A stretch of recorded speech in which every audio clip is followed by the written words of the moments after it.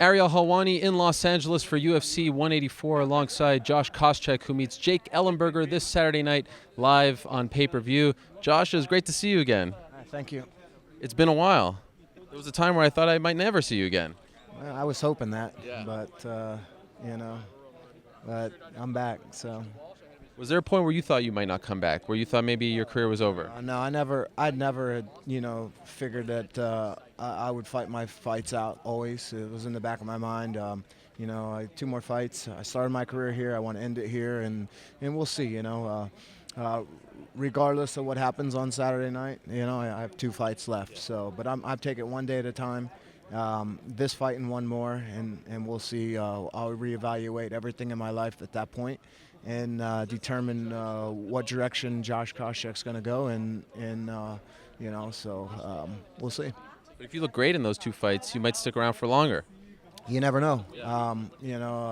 I'm pretty busy outside of the UFC things that I have going on. Like what? I'm just, I've got a lot of businesses that I have going on, and I'm working on a lot of different things, and so we'll see.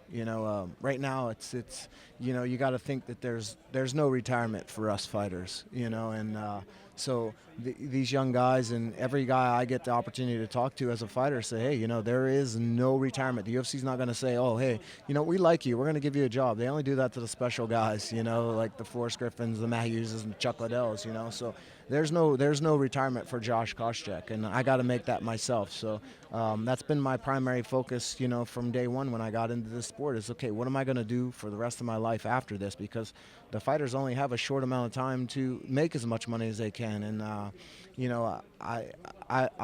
the type of person that it's very difficult to work for somebody. I want to be my own boss, and if my advice to any of these young fighters out there, invest your money, do the right thing, start businesses, because there's no 401k at the end of the day at this sport. Do you think that if you're a guy who has like 10 fights, of course if you're a guy who had 1 fight, it's hard to give all these guys a retirement deal, but if you have like 10 or more fights, should there be some kind of plan in place to help the fighters after their fighting days are over? Well, they say we're independent contractors, which with the regulations and the things that we have restraining us, we're employees. And there should be 401k, and there should be, pension for all of us fighters. I think that, we make the sport go round, and, without the fighters, I think that there's no, there is no UFC, and it's important for everybody to work together. And I think that, we put our heart, blood, sweat, and tears into this thing, and I would love to see it happen for us fighters, but unfortunately we're not there yet, and hopefully someday it will get there, but right now we're not. So that's why I advise all these fighters to do things outside the octagon, with their money, instead of buying toys and doing those things. I've done it. I've bought toys, I've been there, and then I was like, well, wait, I got this car sitting in my garage and it's worth how much? Okay, can I and it's not making me any money. So can I take that thing and sell it to put it into something that's going to make me money for the rest of my life? And it's called residual income, and that's what I want. You say words like together and whatnot. It makes me think of a union. Do you feel like there should be a union? Well, I think there should be. At some point, the UFC is going to grow as big as it is, and and even bigger than what it is now, hopefully. And there's going to be a time where that discussion is going to come up. So yeah, I would like to see it happen, because I think it's right for the fighters, and the fighters are the ones that make this circus go round and round every week.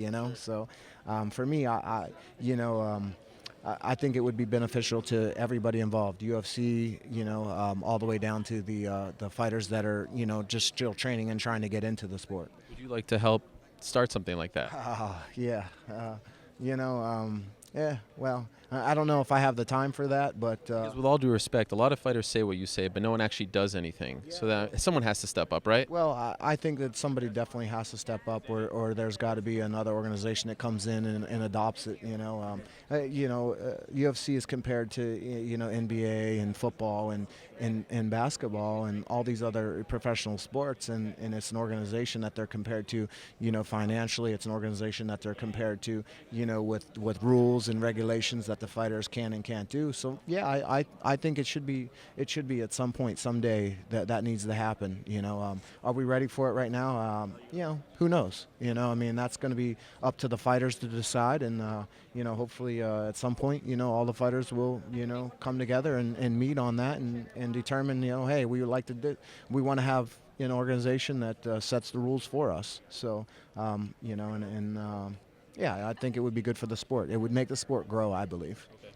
I'm wondering, did you miss all of this? Fight week, the build-up, the bright lights, the media, all that. Did you miss it? Nah, not at all. I'd rather be at home right now watching, what's today, Thursday? Yeah. One of my crazy Alaskan shows, chilling, playing on my computer, watching, or at home working on business, So why come back? Well, I love to compete. That's why I come back. You came back for Saturday. I came back for Saturday. All this stuff here today is just, it's turd for me, man. I hate it.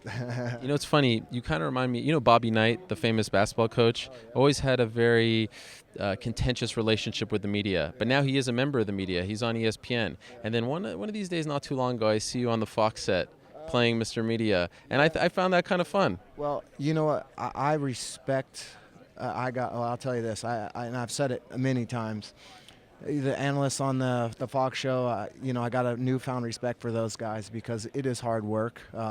It's something that you either have or you don't. I believe you can learn it, by going and doing thousands of shows or hundreds of shows or whatever it is, or being trained.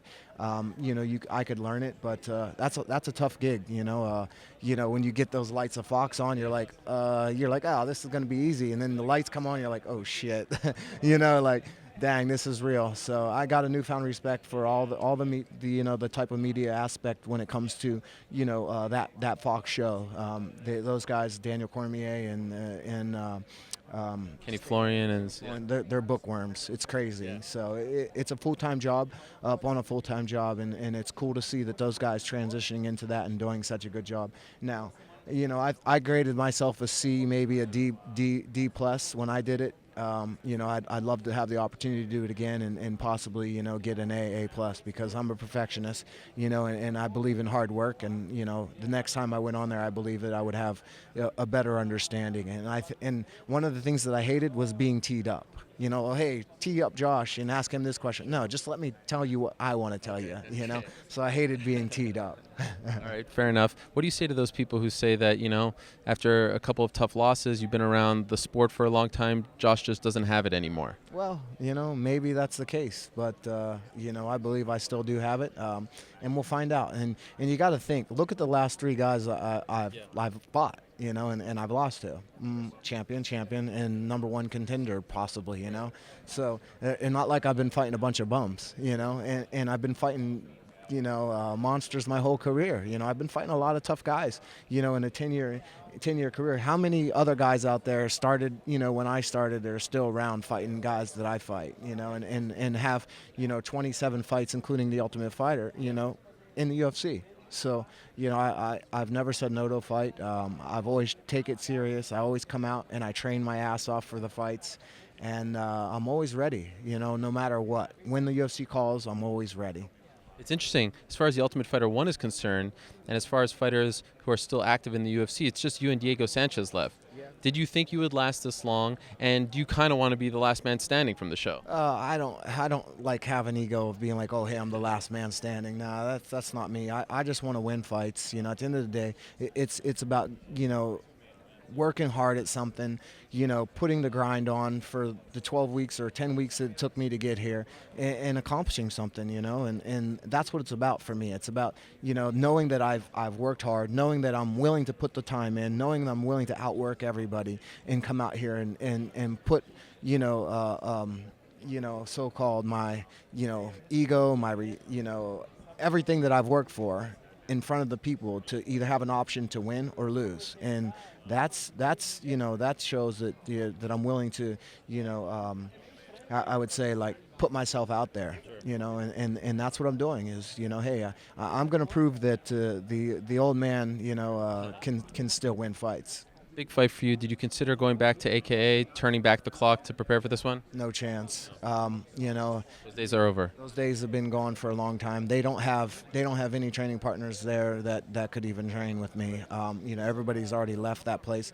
The only three guys they have there is Kane, DC, and Luke Rockhold. That's it. And I see their days numbered too. So, because Kane, is getting older, DC, he loves commentating. So I don't see those guys fighting for very much longer, in my opinion. I don't really know because I haven't talked to them, but this is just my opinion. Sure. So, so I think that those guys, they're on their way out, and they're, it's burning You up. still have Bob Cook. You still have Bob Cook with you. I'll have Bob Cook in my life forever. He's actually one of my partners in a bunch of properties that we have, and he's a partner for life. Bob Cook he's my partner.